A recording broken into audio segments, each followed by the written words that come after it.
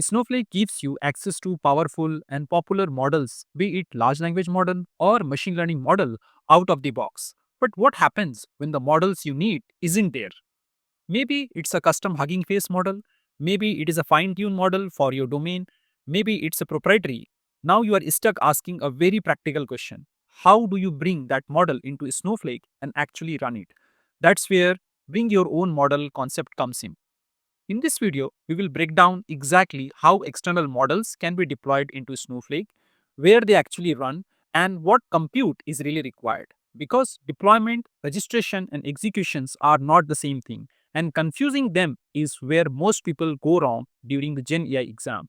Also, if you are preparing for GenAI certification, this topic is easy to underestimate, but it's almost guaranteed to show up at least one question, usually designed to test whether you truly understand the Snowflake AI ML architecture.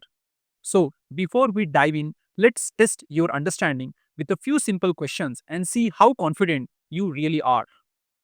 What type of compute is required to host and run an external model in Snowflake? And these are the options. Here is another long form question asking what truly makes the model deployed in Snowflake, and here are your options. And finally, another simple question, where are Snowflake models stored and managed? And here are your options. This visual guided walkthrough will take you deep into bring your own model concept, not just at a theoretical level, but in a practical hands-on way. If you are aiming for a high score in GenAI certification exam, this is not a topic you want to skim. Understanding how external models are brought into Snowflake and how they actually run can directly impact your success rate. So stay with me until the end, and once you complete this video, you don't have to go through the Snowflake documentation, neither you have to memorize anything from this subtopic. If I look into the syllabus in the tree map form, this is my domain 1, which has a 26% of weightage. This is my subsection 1.1, which define the GenAI principle, feature, and best practices. And this particular topic falls under GenAI principle.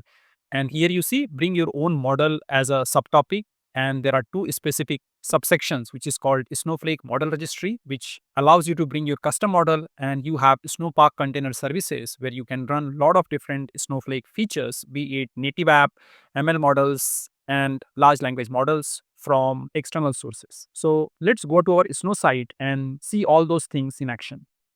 A quick reminder, all my videos are recorded in 4K, so switch to 4K for the best clarity. You can follow me on Instagram and message me to get a free copy of GenAI certification glossary, perfect for your exam prep. Also, check the video setting because this video supports more than 13 languages, including Asian and European languages. So if you come to this second section of our side menu, you can click on this Cortex AI and go to this models. When you click on this, I have total 65 models. And if you click on this, it says Cortex fine-tune model, user model, and doc AI model. If I click on Cortex fine-tune model, I do not have anything. If I click on user models, I have two of them. One is running. And if I go to the doc AI, I do not have any doc AI. So you can click on the import model. And when you click on this import model, you can bring the models from Hugging Face, and you will get one question, very theoretical, just for awareness level. And this video will not go too deep. It will just show you that how you can bring the Hugging Face model into Snowflake, and any kind of questions coming from Hugging Face or importing external model, you would be able to answer just by looking into this video. So if you click on that, all the verified model which are available in Hugging Face can be brought into this environment. And let's say I select this Microsoft Phi 4 mini instruct, you will see it is a text generation model. Likewise, if I select this bird base NER, it is token classification. Let me choose this Phi 4 mini instruct, and it is a token generation. I trust the remote code. I don't need any Hugging Face token secret. And the model name is this. You can add anything. And this is a version. And I can choose a database in schema. So I selected schema, ExamDB, GenAI, and click on continue to deploy model.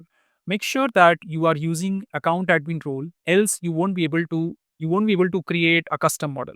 Now you have to choose a compute pool, and this is available there, and I can go for a number of instance. Click on deploy and done. Now Snowflake will bring the entire model code base here, and you see, and here I have this query ID starting with 01C ending with 8DA. If I click on this, it will open up a new page. Here these services and jobs are running, and you can really see this is primarily getting executed. If I click onto this query profile, here you see a system function called system$deploy model is executed, where a YAML file is being passed as an input parameter, and this is still running. And generally this takes around 10 to 12 minutes. While it is getting deployed, I will show you how the other screen looks like. One important thing, all the AI features which are being executed through web UI interface are tagged as experiment. So when you go to any particular account usage view, you can always see this query tag as experiment. So if you see the status says it is running, if I click on this, it will take me to this model logging page where all the details are available here, and I click on the log. It will show me all the detail. Don't need to go too deep on that.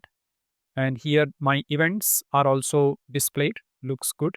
And if I click on a metrics, this will show all the CPU usage and all those things. So right now it says that it is not enabled. And if I click on a specification, this is what the specification for this particular model. And I go to the query service. Here, this model deployment is still running and it is not yet completed. Maybe it will take a while. If I come to this particular exam.db, click on schema and click on GenAI, I can see models here. And here I can see these two models. You would not get a very complex question from all those inference services. You will primarily get a question how to bring a model which is available in Hugging Face.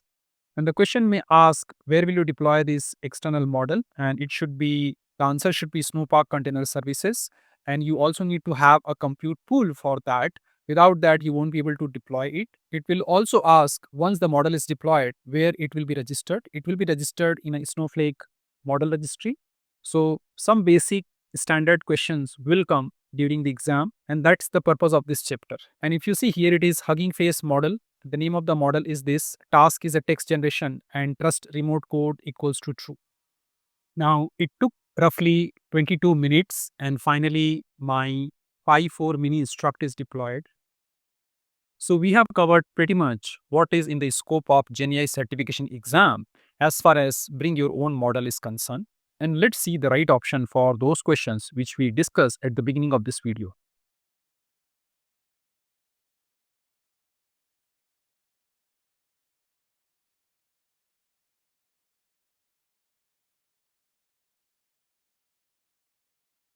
There are a lot of chapters in this playlist. And if you're about to appear for the Snowflake GenAI certification exam, I would request you to go and quickly check this entire playlist. And if you have not covered any particular chapter, please watch them and feel free to ask your questions. Thanks for watching this video. This channel is dedicated to helping you master Snowflake, data engineering, and GenAI skills without the complexity. And if you want to take your learning to the next level, you can also explore my Udemy courses for deeper and structured training. See you in the next video. Keep learning and keep growing.